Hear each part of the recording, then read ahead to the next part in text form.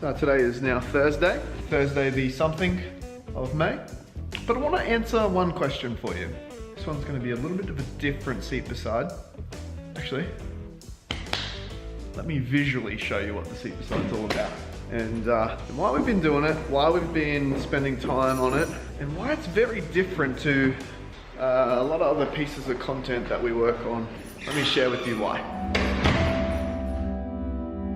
I think it's a little bit confusing, and I kind of get that it is quite a strange sort of thing.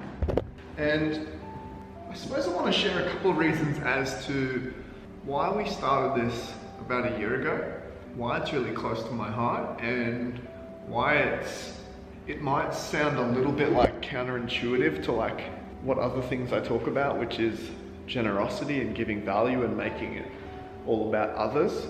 Seat beside's kind of a little bit different, and you might notice it's a lot more of just documenting what's happening in our lives, and the conversation is very central. I try not to say that from an ego perspective, but rather share the insight as to why. Now, it all kind of started when I got curious about my grandfather. And my grandfather, I never had the opportunity to meet both my grandfathers. And they unfortunately departed from this life well before I came into this life. And I suppose it was a few years ago, I don't know when this was, actually to tell you. The 31st of October, 2014 is when I really had this idea that I'm gonna go and write this book, and it's called The Diary of a Success-Driven Kid, but it was dedicated to my two girls, Alyssa Joy and Leonora Rose. It was when I started to get curious about my granddad, Tom.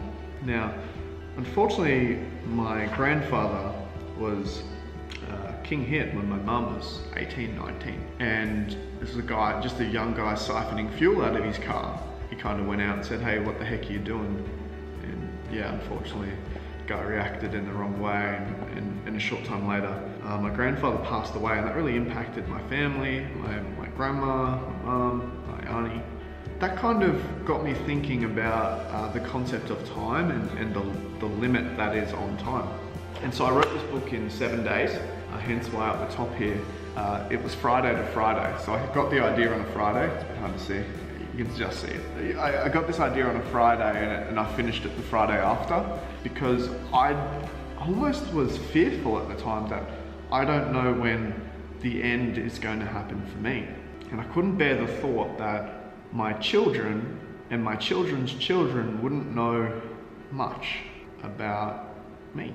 And the reason why that's important is I have a dozen photos of Granddad Tom and a bit of information, and I've always felt like the black sheep in my family. I think kind of differently, I look different, but when you see photos of Granddad Tom, we're very similar.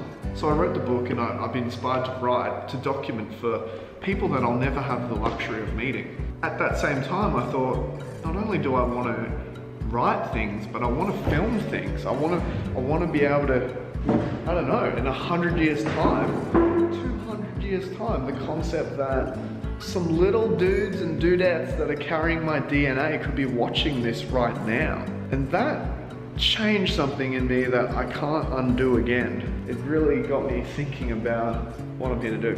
And so we created The Seat Beside. And The Seat Beside is this context of those random moments, those little simplicities of life where you might have a conversation with someone and you may not ever meet them ever again. It's about having wholesome conversation with people that on the seat beside, on the plane, on the bus, on the train, on whatever crazy technology the world will have when my kids see this. So everything else that we try and do comes with a level of generosity and giving value, what we love to do, and I don't want to make it about me. But for the handful of people that follow The Seat Beside, two reasons. I want to continue to give you value. Number two is I want to give you insights into what's actually going on, but most importantly, it's for the future generations of the Claytons. That's why I do it, because this is how I see it visually. This is my granddad's life. This is my mum's life. This is my life. See how this doesn't intersect? Granddad's life finished before mine started. And this is my kids' life. This is Alyssa's life. And this is Nora's life. And what I'm really driven by is that there will be a time, if this is me, there will be a time, and I don't know when, that I will also have this happen. And what inspires me is Alyssa and Nora go on, and God willing, they have children, and they have children.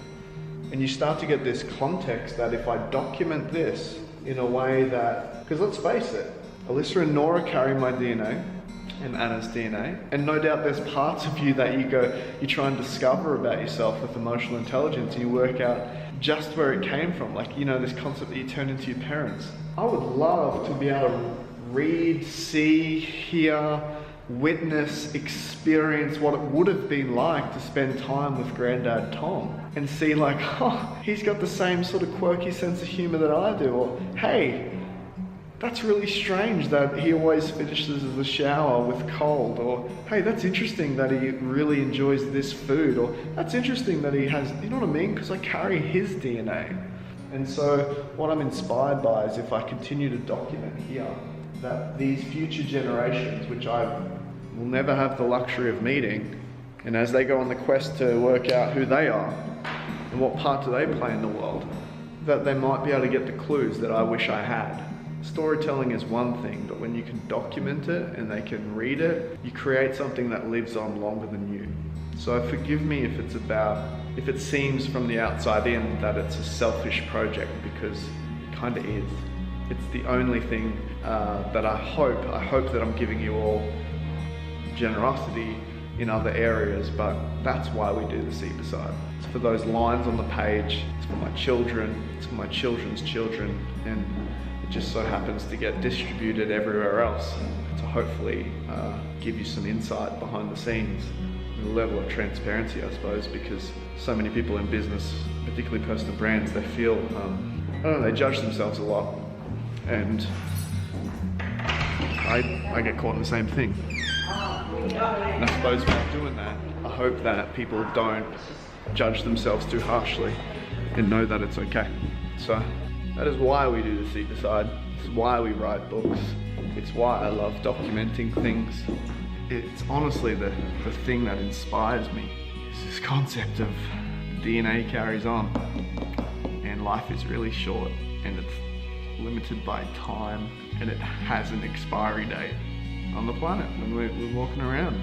So that's what's really matters. That's what really matters. It's that, I don't know, finding purpose in something. That's what it's about, finding purpose.